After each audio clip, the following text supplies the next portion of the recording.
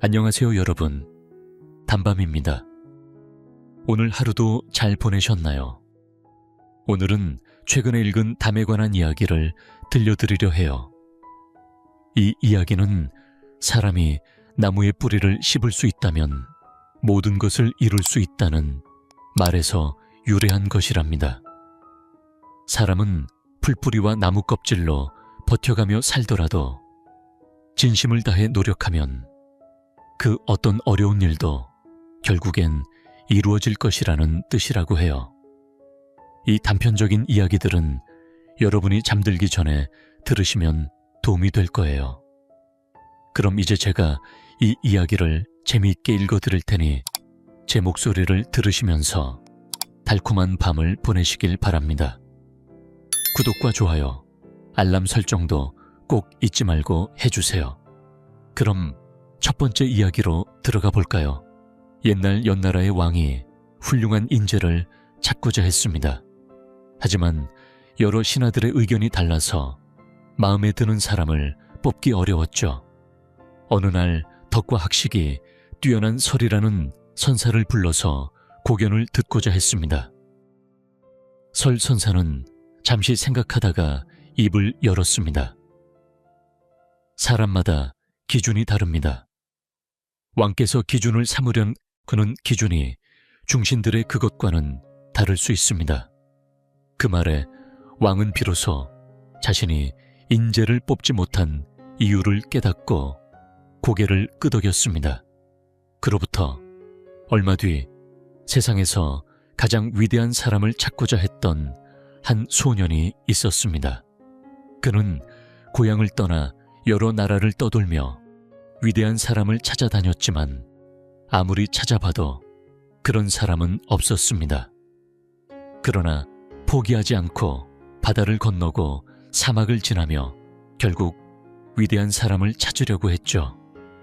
지친 몸을 이끌고 나무 그늘에 앉아 잠시 쉬고 있던 그때 갑자기 한 노인이 나타났습니다. 소년은 그 노인이 자신이 찾던 사람일지도 모른다는 생각이 들었습니다. 노인은 그에게 물었습니다. 왜 이곳에서 잠을 자고 있느냐? 소년은 자초지종을 설명하였고 노인은 입가에 미소를 지으며 말했습니다. 너는 고생을 많이 했다. 내가 찾고 있는 사람은 바로 너의 어머니란다. 이 이야기는 결국 우리가 찾고자 하는 사람은 바로 우리 가까이에 있는 사람일 수도 있다는 교훈을 주고 있습니다. 또 다른 이야기에서는 한 노인이 자신이 가장 학문이 뛰어나다고 자랑하고 있었지만 결국 그는 중요한 교훈을 배운 경험을 통해 자신이 부족한 점을 깨닫게 되죠. 이 이야기를 통해 우리는 항상 자신을 돌아보고 겸손함을 잃지 말아야 한다는 것을 배우게 됩니다. 가난한 이들을 무시했던 한 노인은 그 자신의 처지에 대해 깊이 고민했다. 내가 죽고 나면 이 세상에서 어떻게 살아가야 할까? 이 생각에 잠기며 그는 자나깨나 그 문제에 대해 걱정했다. 여러 가지 방법을 고민하던 중 어느 날 아들을 불러 말하였다. 너는 내 힘으로 한 양의 돈이라도 벌어올 수 있겠느냐? 하지만 평생 돈을 번 적이 없는 아들은 그 방법을 몰라 멍하니 앉아 있을 뿐이었다. 며칠이 지나도 아들은 어떻게 해야 할지 몰라 집을 나가지 못했다. 그러던 중 아들의 어머니가 몰래 한 양의 돈을 꺼내 아들에게 건넸다. 이 돈을 아버지께 갖다 드려라. 하지만 아버지는 이 사실을 알게 되자 매우 화가 나서 아들을 크게 꾸짖었다. 내가 직접 번 돈도 아닌데 왜 나를 속이려 드느냐? 그리고 너는 왜 이렇게 아들을 무책임하게 키우냐? 다음 날 아들은 결심을 하고 집을 나갔다. 땀을 흘리며 하루 종일 일한 끝에 어렵게 한 양의 돈을 벌어 집으로 돌아왔다. 아버님, 이것은 제가 직접 번 돈입니다.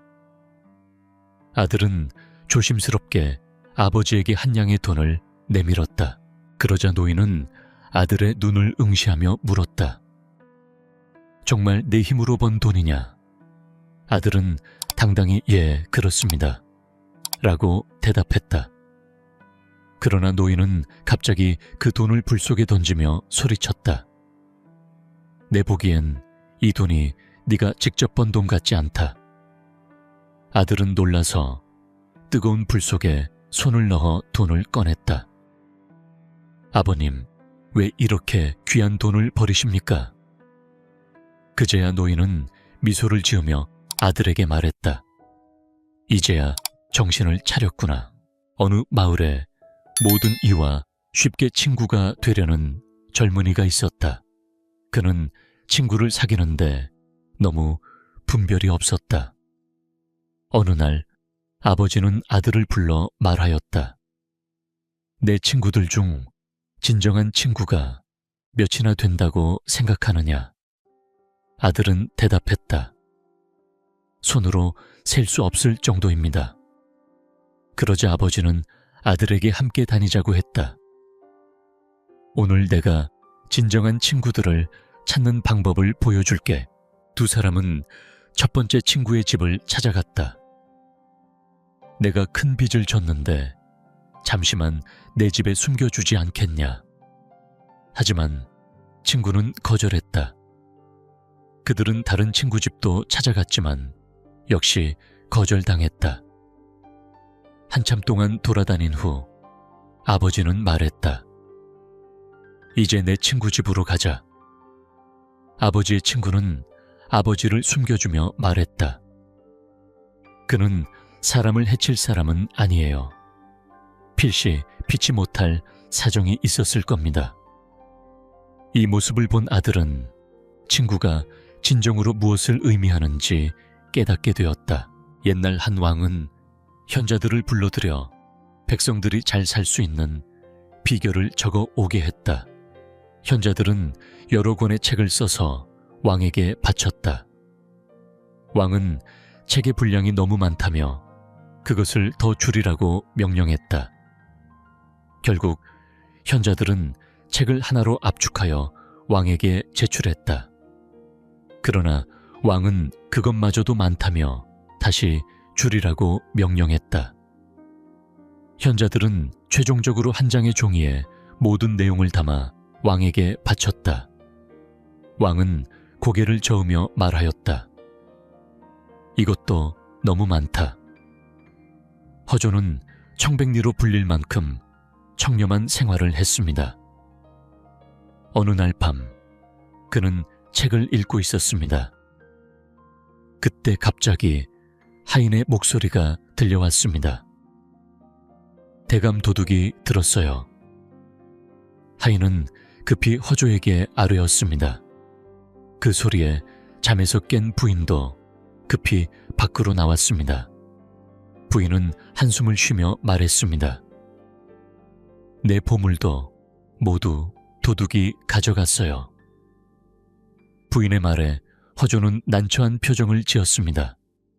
부인이 따지듯 물었습니다. 대감께서 오늘 밤 내내 깨어 있었으면서도 도둑이 왔다는 걸 모르셨나요? 허조는 조금 당황한 채 대답했습니다. 도둑과 싸우느라 힘들었어.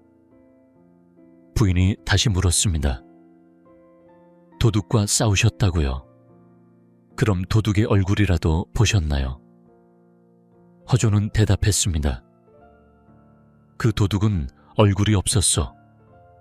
내 마음속에서 내 물건을 훔쳐간 도둑은 바로 공짜라는 도둑이었어. 그가 내게 더 큰 피해를 주었으니 다행히 그 도둑을 없앤 것만큼은 다행이었어. 허조의 이야기를 들은 부인은 잠시 침묵하다가 그 의미를 깨닫고 고개를 끄덕였습니다. 중국 동진대의 서예가 왕희지는 어느 날 밤 큰 눈이 내려 세상이 하얗게 변한 것을 보았습니다. 그 순간 그는 창문을 열어 밖을 바라보며 눈 덮인 세상에 이끌려 밖으로 나갔습니다. 그의 마음은 그 아름다운 풍경에 사로잡혀 친구에게 가기로 결심하고 밤새도록 배를 타고 가던 중 친구 집 근처에 도착했지만 그는 친구를 만나지 않고 돌아섰습니다. 그 이유를 묻는 사람에게 왕희진은 이렇게 대답했습니다. 나는 내 흥에 취해 친구를 찾아갔지만 그때의 기분이 너무 좋았기에 그 감정을 더 유지하고 싶었어. 그래서 친구를 만나지 않고 돌아온 것이었어. 왕희진은 진정한 행복은 내면에서부터 나오는 것임을 깨달은 것이었습니다. 그 후 그는 이렇게 덧붙였습니다. 어떤 일을 시작할 때도 마음속의 기쁨을 먼저 찾아야 하는 법이요. 세상에 돈보다 더 중요한 것이 무엇이 있을까요? 많은 사람들이 고상하게 보이려고 하지만 결국 돈 앞에서는 아무도 그 가치를 부정할 수 없습니다. 예를 들어 돼지는 살아있을 때는 거의 주는 것이 없고 밤낮으로 먹기만 하지요. 그러나 죽고 나면 맛있는 고기와 뼈를 사람들에게 제공합니다. 그와 반대로 암소는 죽어서 고기 가죽 뼈를 제공할 뿐만 아니라 살아있을 때도 우유를 제공하지 않습니까? 사람들은 바로 이 점에서 돼지보다 암소를 더 좋아하는 것입니다. 이 말에 대해 부자는 자신이 그동안 왜 사람들이 자신을 불편하게 여기고 손가락질하는지 깨닫게 되었습니다. 그는 돈만을 좇았고 사람들에게 필요한 것은 더 큰 가치였음을 알게 되었습니다. 그 후 그는 자신이 삶에서 놓쳤던 중요한 교훈을 깨닫고 돌아가게 되었습니다. 한때 충정도 지방에 2명의 효자가 살고 있었습니다. 두 사람은 모두 이름난 인물이었지만 서로 만난 적은 없었습니다. 각자의 부모를 어떻게 모시고 있는지 서로 알지 못했죠. 어느 겨울날 윤 씨라는 효자는 박 씨의 집으로 찾아가 그를 만나기로 했습니다. 윤 씨는 공손하게 박 씨에게 인사를 건넸습니다. 저는 형 씨의 효성을 들어 알고 있습니다. 오늘 배우러 왔습니다. 박 씨는 공손하게 대답하며 그를 맞이했습니다. 들어오세요. 저는 형 씨의 효성을 들었습니다. 날씨가 춥지요. 어머니는 어떻게 지내고 계시나요? 윤 씨는 들어가자마자 박 씨의 어머니가 날씨가 추운 중에도 아랫목에 두꺼운 이불을 깔고 아들을 위해 차를 준비하는 모습을 보았습니다. 그런 모습을 보고 윤 씨는 자신의 실수를 깨달았습니다. 이것이 바로 효성이군요. 그는 자신이 부끄러워 얼굴이 붉어졌습니다. 한편 신의 뜻을 따라 아들을 희생해야 한다는 시험을 받은 한 신자는 깊은 고민에 빠졌습니다. 그는 신의 뜻을 따르기로 결심하고 아들을 산으로 데려갔습니다. 아들은 아버지의 말에 신나서 기뻐하며 따라갔지만 아버지는 마음속으로 큰 고통을 느꼈습니다. 그는 신의 뜻을 거역할 수 없다는 결심을 하면서도 아들에게서 그 믿음을 지켜야 한다는 부담감을 느꼈습니다. 두 사람은 산으로 향하면서 아들은 그것이 단지 야유회라고 생각하며 기뻐했습니다. 그러나 아버지는 절대적인 신의 뜻을 따르기 위해 아들의 목숨을 끊으려 했습니다. 그 순간 신의 음성이 들려왔습니다. 내 믿음을 확인했으니 이제 그만 멈추어라. 이 음성에 아버지는 칼을 내려놓고 아들은 여전히 아버지와 함께 즐거운 시간을 보내려고 했습니다. 아버지는 신의 뜻을 따랐고 아들도 아버지를 끝까지 믿고 있었습니다. 그 순간 두 사람은 서로 다른 믿음으로 하나가 되었습니다. 그리고 마지막으로 주원과 친구들의 이야기를 들려주고 싶습니다. 그들은 오랜 시간 동안 학문을 닦아왔고 마침내 한 친구가 벼슬길에 오르게 되었습니다. 몇 년 후 다른 한 친구가 관직을 얻어 임지로 가게 되었다. 임지로 떠나기 전날 그 친구는 오랜 친구들을 불러 모았다. 그 자리에는 예전에 함께 공부하던 친구도 있었다. 이제 막 임지로 떠나는 친구는 그에게 꼭 전하고 싶은 말을 하며 이렇게 말했다. 내가 겪어보니 관직이란 쉽지만은 않다. 많은 것을 참아야 한다는 걸 알게 될 거다. 이 말에 친구는 알겠다. 자네의 충고를 잊지 않겠네 라고 대답했다.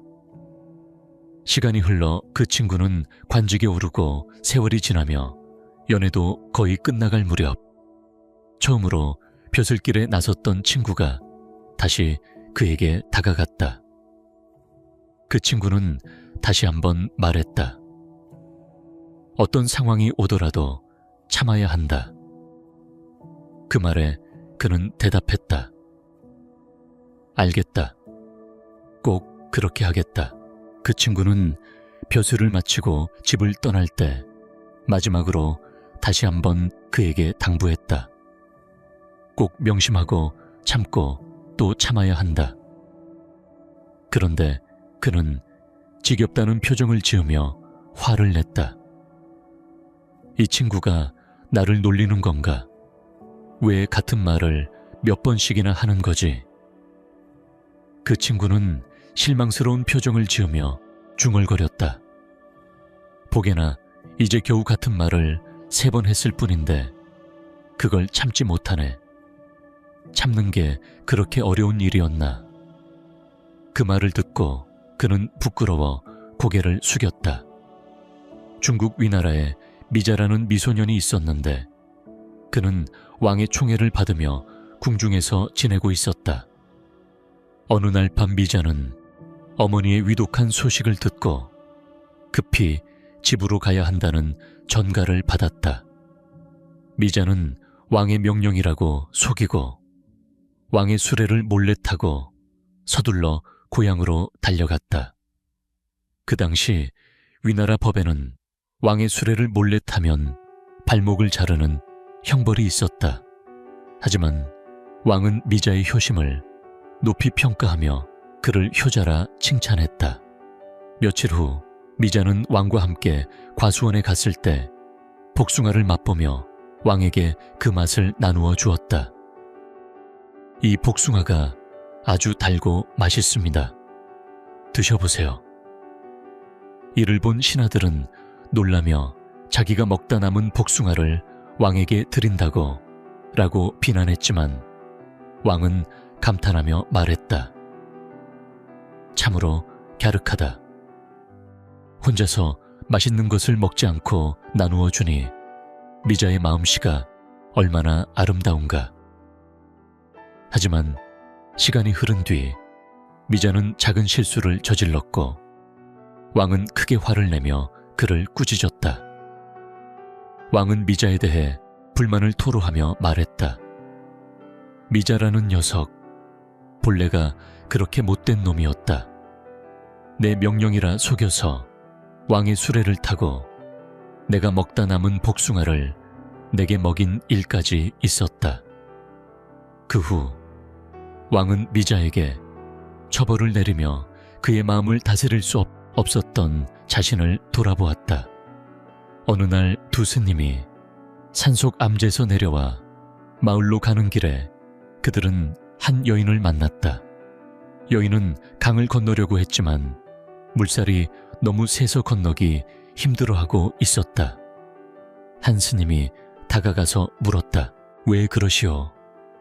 여인은 내를 건너야 하는데 물살이 너무 세서 못 건너고 있습니다. 라고 대답했다.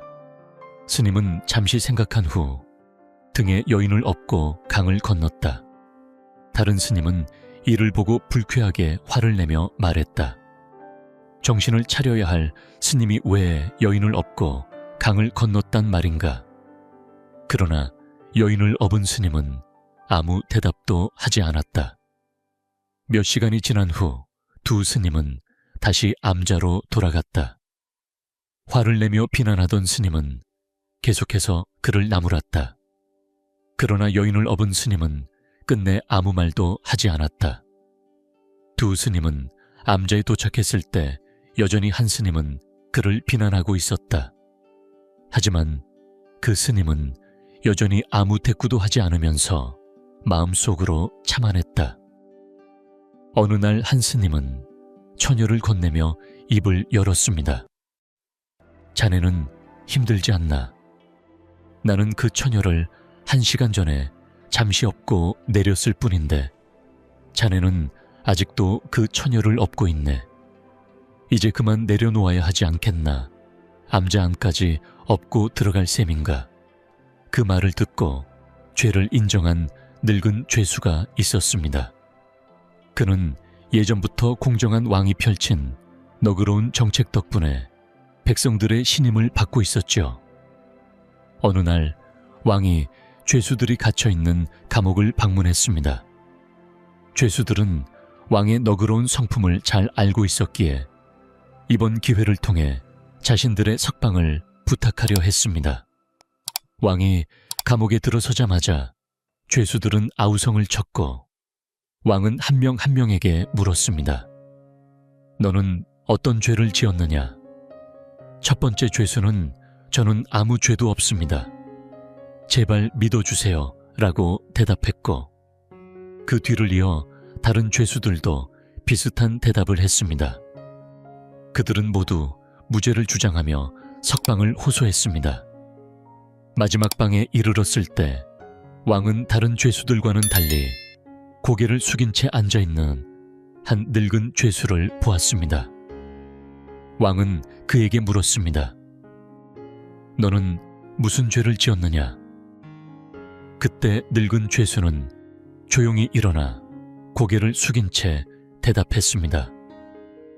저는 사람을 크게 다치게 한 죄로 이곳에 왔습니다. 큰 죄를 지은 만큼 마땅히 벌을 받고 있습니다. 그의 말에 왕은 간수를 불러 명령했습니다. 이 죄인은 당장 감옥에서 내보내라. 그 후 그 늙은 죄수만이 석방되었습니다. 왕은 그가 죄를 인정하는 모습을 보고 깊은 감동을 받았고 그로 인해 악행을 배울 수 있을까 걱정하며 그의 석방을 결정했습니다. 연나라의 왕은 인재를 등용하려 고민하고 있었습니다. 많은 중신들이 제각기 다른 의견을 내었고 왕은 그 누구도 마음에 들지 않았습니다. 그러던 중 덕행과 학식이 뛰어난 선사 설교를 불러 이 문제에 대해 조언을 구했습니다. 선사는 잠시 생각하다가 말했습니다. 사람은 각자의 기준이 다릅니다.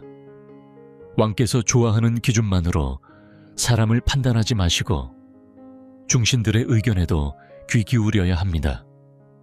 이 말에 왕은 자신이 인재를 고르는 데 있어 가장 중요한 점을 깨닫고 깊이 고개를 끄덕였습니다. 한 소녀는 세상에서 가장 위대한 사람을 찾기 위해 여행을 떠났습니다. 그는 여러 나라를 떠돌며 그 사람을 찾아갔지만 끝내 만날 수 없었습니다.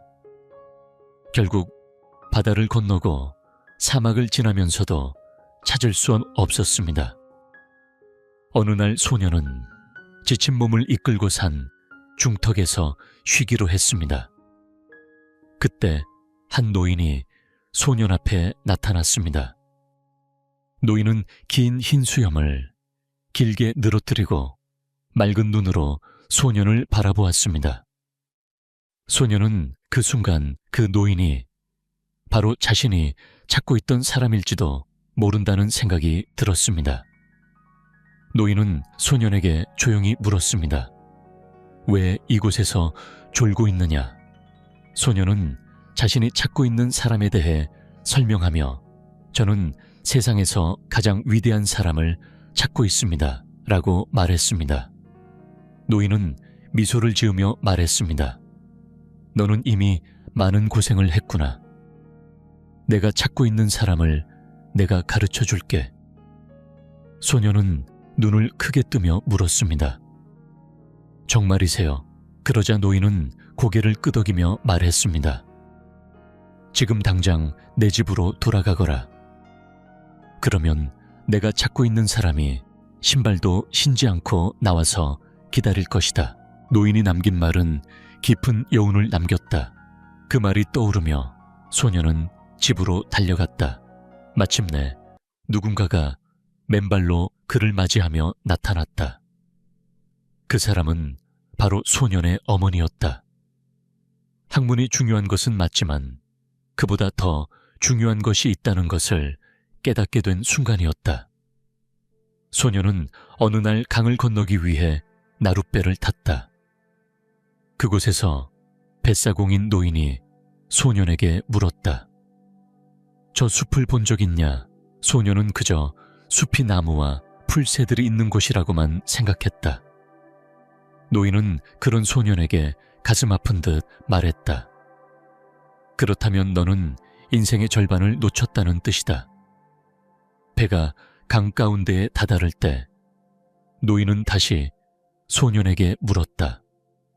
저 깊은 물이 무엇을 의미하는지 생각해 본 적 있냐? 소년은 고개를 갸웃하며 대답했다. 아니요, 저는 그저 강물일 뿐이라고 생각했어요. 노인은 다시 소년을 보며 말할 수 없이 안타까운 표정을 지었다. 그렇다면 너는 인생의 반을 더 놓친 셈이다. 그 순간 소년은 갑자기 큰 소리로 외쳤다. 소용돌이가 일어나고 있어. 어서 강물로 뛰어들어야 해.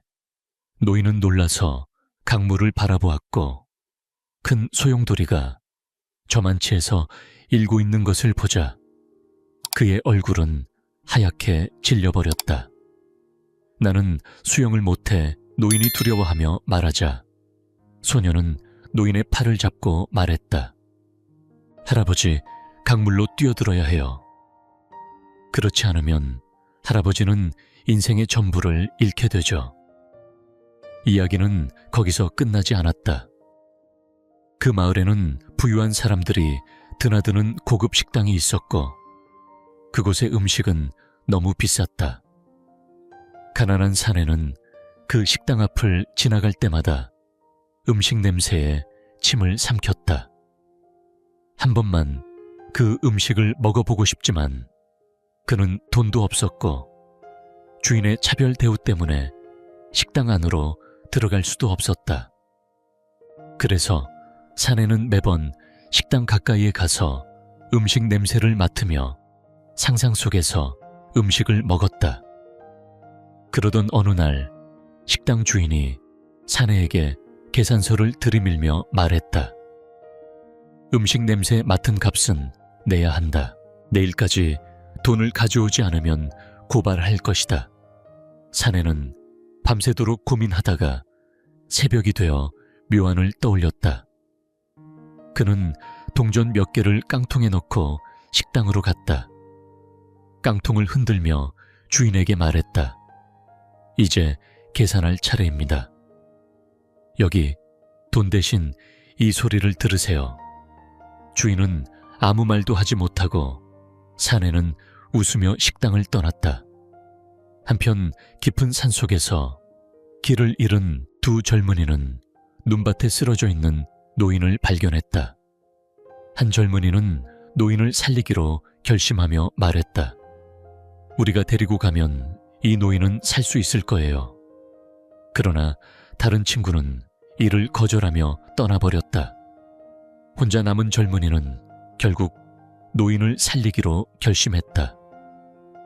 이렇게든 저렇게든 결국은 갖지 않겠는가.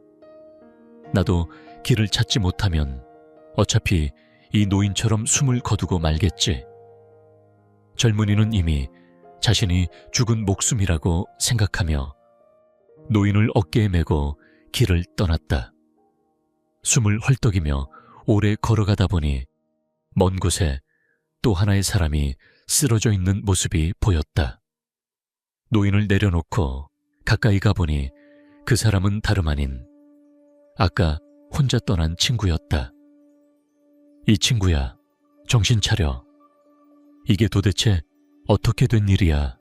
라고 부르며 그 친구를 살펴보았지만 이미 몸은 차가워지고 숨을 거두었었다. 젊은이는 죽은 사람보다는 아직 숨이 붙어 있는 사람을 업고 가는 것이 낫겠다고 생각하고 다시 노인을 메고 길을 떠났다. 며칠을 산속에서 헤매다가 결국 길을 찾았다. 마을로 돌아오면서 혹독한 추위 속에서 젊은이가 살아남을 수 있었던 것은 하늘의 뜻이라고 할 수밖에 없었다. 젊은이는 노인을 업고 가느라 몸이 땀에 젖어 있었고 노인은 그의 천 덕분에 얼어 죽지 않고 살 수 있었다. 결국 젊은이는 타인의 생명을 구하려다가 오히려 자신의 생명을 구하게 된 것이다. 한양에서 오래된 돈 많은 노인이 살고 있었다. 그의 아들은 매우 게으르고 자만심이 강한 사람이었다. 아버지의 재산을 믿고 스스로 일하려 하지 않았으며 돈에 대한 가치를 전혀 모르고 사람들을 멸시했다. 노인은 항상 걱정하며 내가 죽으면 이 아들이 어떻게 살아갈 수 있을까? 라고 생각했다. 그래서 어느 날 아들을 불러 이렇게 말했다. 너는 내 힘으로 돈을 벌어오라고 해라. 하지만 아들은 평생 한 푼도 벌어본 적이 없어서 무엇을 해야 할지 몰라 그저 멍하니 앉아있을 뿐이었다. 며칠 후 아들의 어머니가 몰래 한 양을 주었다. 이 돈을 아버지께 드리거라. 하지만 아버지는 이를 알고 매우 화를 내며 내가 노력해서 번 돈이 아닌데 왜 나를 속이려고 하느냐 라고 꾸짖었다. 다음 날 아들은 돈을 벌겠다고 외출했다. 하루 종일 힘겹게 일하며 결국 한 양을 벌었고 저녁 늦게 집에 돌아와 아버지에게 그 돈을 내밀었다. 정말 내 힘으로 벌었느냐? 아버지가 물었다. 아들은 고개를 끄덕이며 네, 맞습니다. 라고 대답했다. 그러나 노인은 그 한 양을 화로에 던지며 말했다. 내가 보기에 네가 직접 번 돈 같지 않다. 아들은 놀라며 화로 속에서 돈을 꺼내 들었다. 아버님, 왜 이렇게 귀중한 돈을 화로에 던지십니까? 노인은 입가에 미소를 띄우며 아들에게 말했다. 이제야 제정신을 차렸구나. 어느 마을에 아무나 친구로 사귀는 청년이 있었다. 그의 아버지는 아들에게 진정한 친구가 몇 명이나 될지 물었다. 아들은 자신 있게 대답했다. 손에 꼽을 수 없을 정도입니다. 그러자 아버지는 그 아들을 데리고 첫 번째 친구 집으로 갔다. 내가 실수로 빚을 지게 되었네. 빚쟁이들이 나를 괴롭히고 있으니 잠시 숨겨주지 않겠느냐.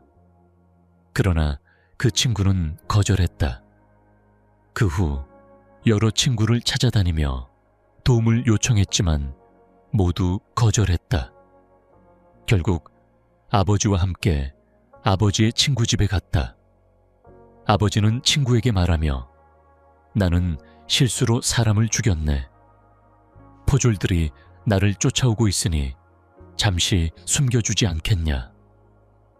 아버지의 친구는 깜짝 놀라며 말했다. 자네는 사람을 죽일 사람이 아니야. 아마도 어쩔 수 없는 사정이 있었을 거야. 들어와서 그 사정을 이야기해봐. 내가 포도대장에게 잘 말해줄게.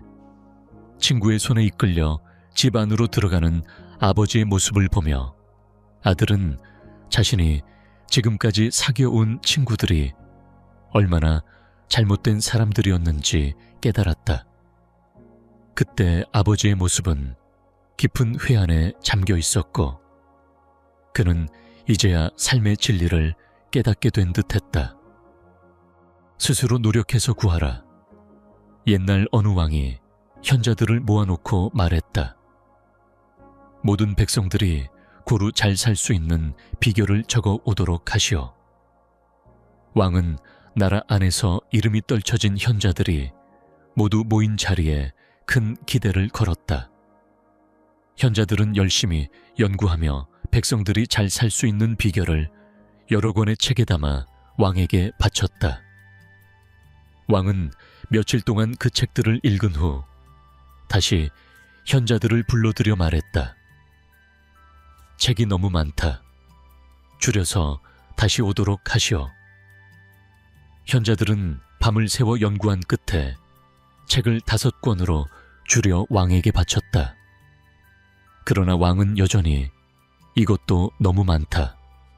다시 줄여 오도록 하시오. 라고 명했다. 현자들은 다시 3권으로 압축하여 제출했다. 하지만 왕은 여전히 만족하지 못하고 이것도 너무 많다. 더 줄여야 한다. 고 명했다. 결국 현자들은 모든 내용을 한 구절로 압축하여 왕에게 전달했다. 그때 왕은 고개를 끄덕이며 말했다. 이것이 바로 모든 백성들이 잘 살 수 있는 비결이다. 한편 세종대왕 시절 정승허주는 청백리로 널리 알려져 있었다. 그는 매우 검소한 생활을 했다.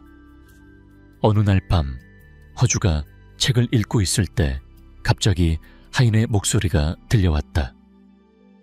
집에 도둑이 들어간 것 같습니다. 하인은 급히 허주에게 알렸다. 이 소리를 듣고 허주 부인도 잠에서 깨어 급히 밖으로 나왔다. 대감 도둑이 내 패물함을 다 가져갔어요.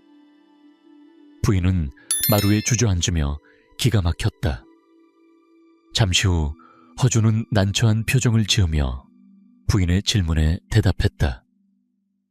도둑과 싸우느라 정신이 없었으니 그만하시오. 부인이 도둑과 싸웠다고요? 그럼 도둑의 얼굴을 봤습니까? 라고 물었다.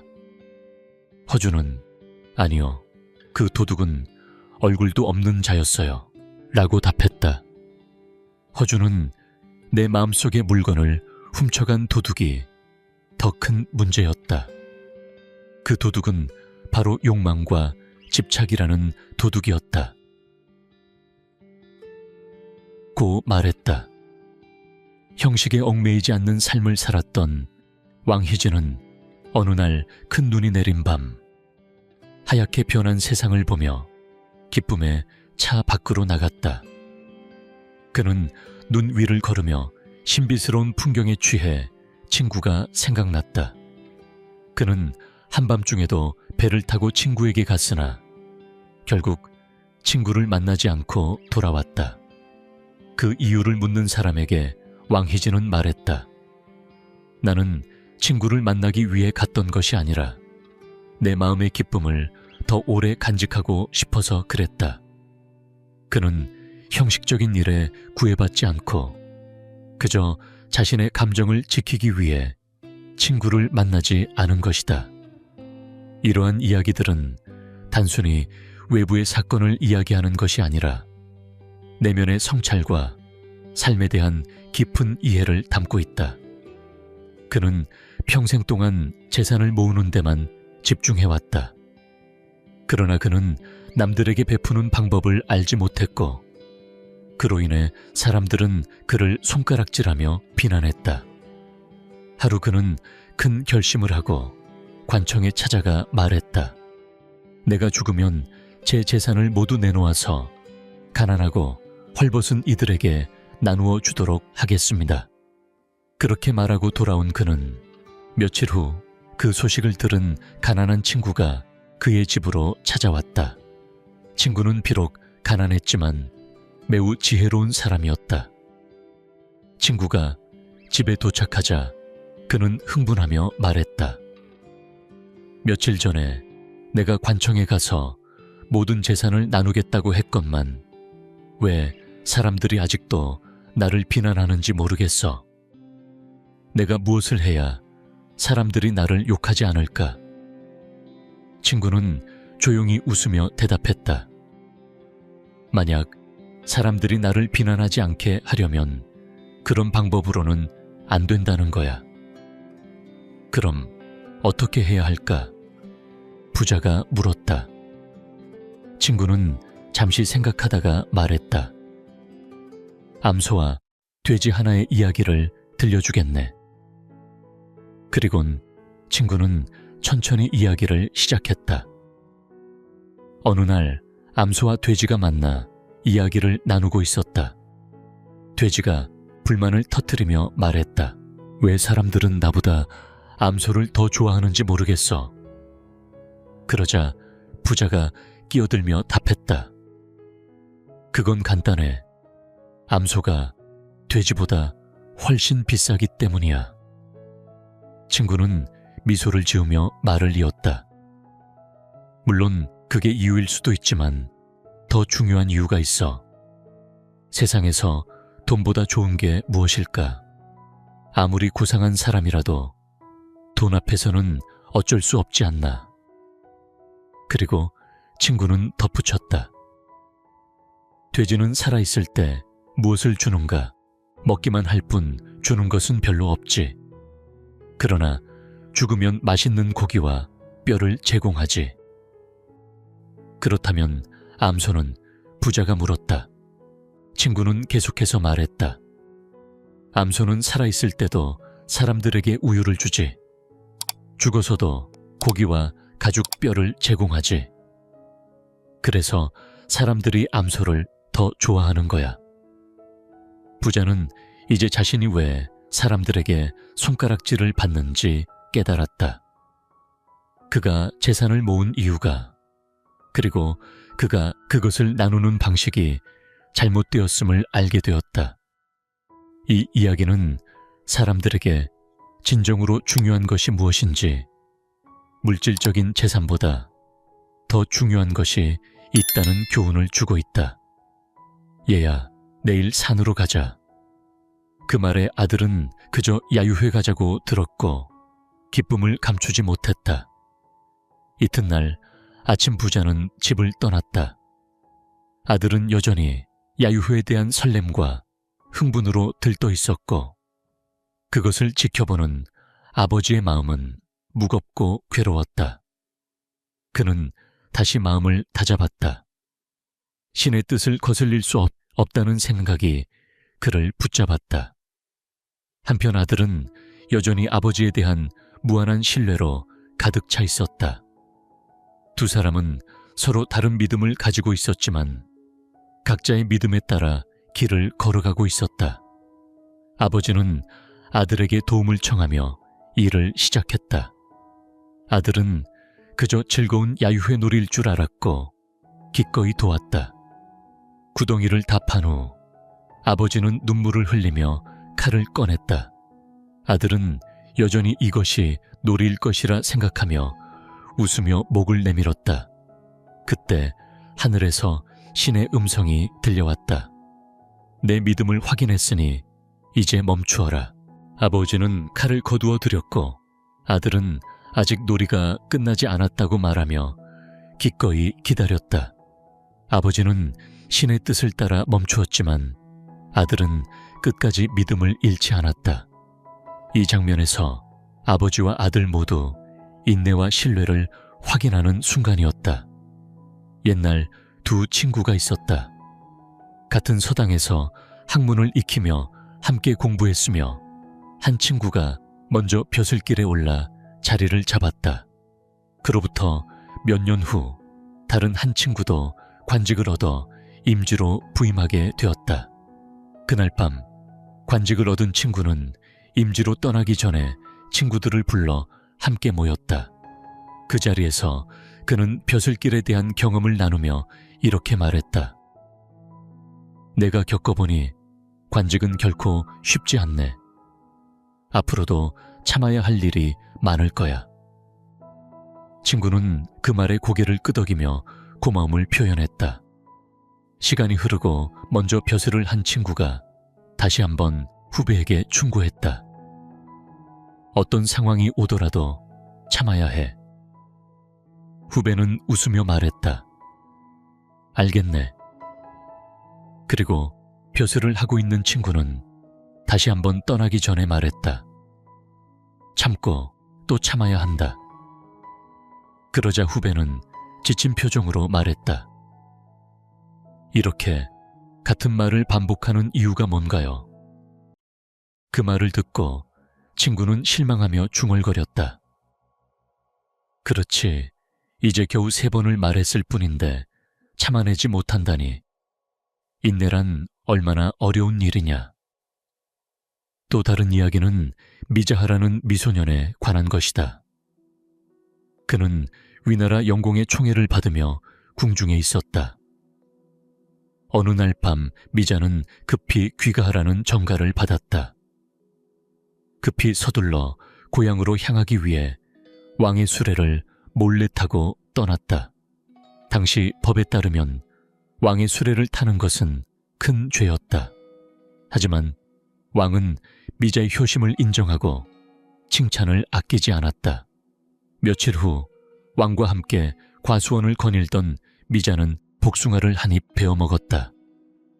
맛있다고 느낀 미자는 그 복숭아를 왕에게 내밀며 이 복숭아가 아주 달고 맛있습니다.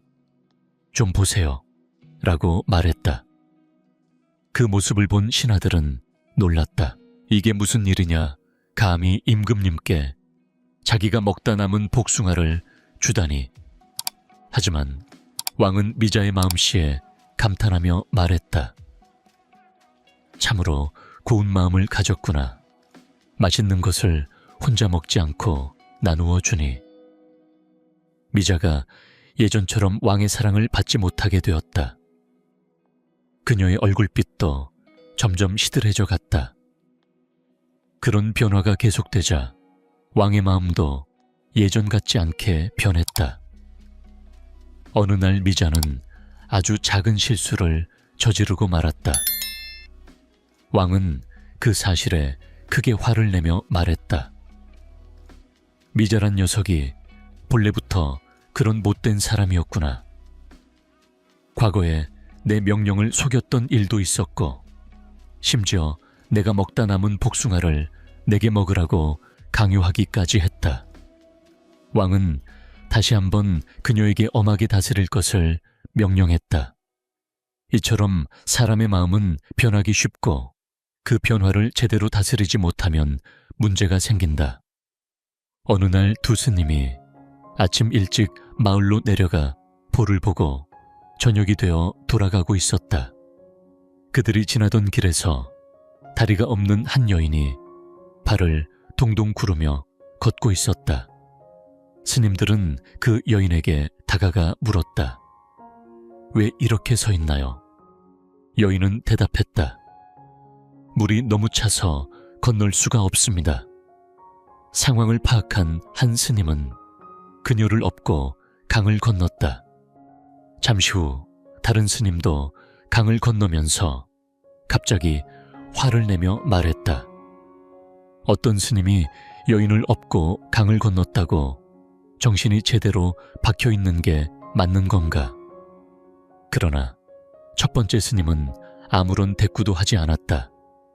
그 후 두 스님은 다시 길을 걸으며 무거운 침묵 속에 걸어갔다. 마침내 그들은 암제에 도착했다. 그러나 첫 번째 스님은 여인을 업고 내려놓고 나서 말문을 열었다. 나는 그 여인을 1시간 전에 이미 업고 내려놓았고 그 뒤로는 더 이상 신경 쓰지 않았습니다.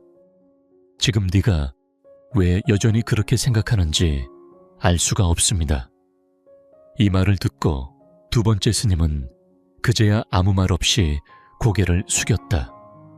그동안 왕은 백성들의 신뢰를 얻기 위해 공정한 정책을 펼치고 있었다. 어느 날 왕은 감옥에 있는 죄수들을 방문했다. 감옥에 들어서자 죄수들은 왕의 너그러운 마음을 알고 석방을 청하기 위해 아우성쳤다. 왕은 죄수들에게 물었다. 너는 무슨 죄를 지었느냐? 첫 번째 죄수는 기다렸다는 듯이 말했다. 저는 아무 죄도 없습니다. 제발 믿어주세요. 왕은 그 말에 아무런 대답을 하지 않고 다른 죄수에게 물었다. 너는 어떤 죄를 지었느냐? 두 번째 죄수는 억울하게 누명을 쓴 사연을 이야기하며 석방을 호소했다. 왕은 계속해서 다른 죄수들에게 물었지만 모두들 자기가 죄가 없다고 주장하며 석방을 청했다. 마지막 방에 도달했을 때 왕은 고개를 숙인 채 조용히 앉아있는 한 노인을 보았다. 왕은 그에게 물었다. 너는 무슨 죄를 지었느냐? 노인은 고개를 숙인 채 대답했다. 저는 큰 죄를 지었습니다. 사람을 다치게 한 죄로 이곳에 오게 되었습니다. 그 말을 듣고 왕은 즉시 간수를 불러 명령했다. 이 사람은 당장 이 감옥에서 내보내라. 이 감옥에는 죄 없는 사람들만 있어야 한다. 이 노인은 그 죄를 고백하며 진심으로 반성하고 있다. 왕의 명령에 따라 노인은 감옥에서 풀려났다.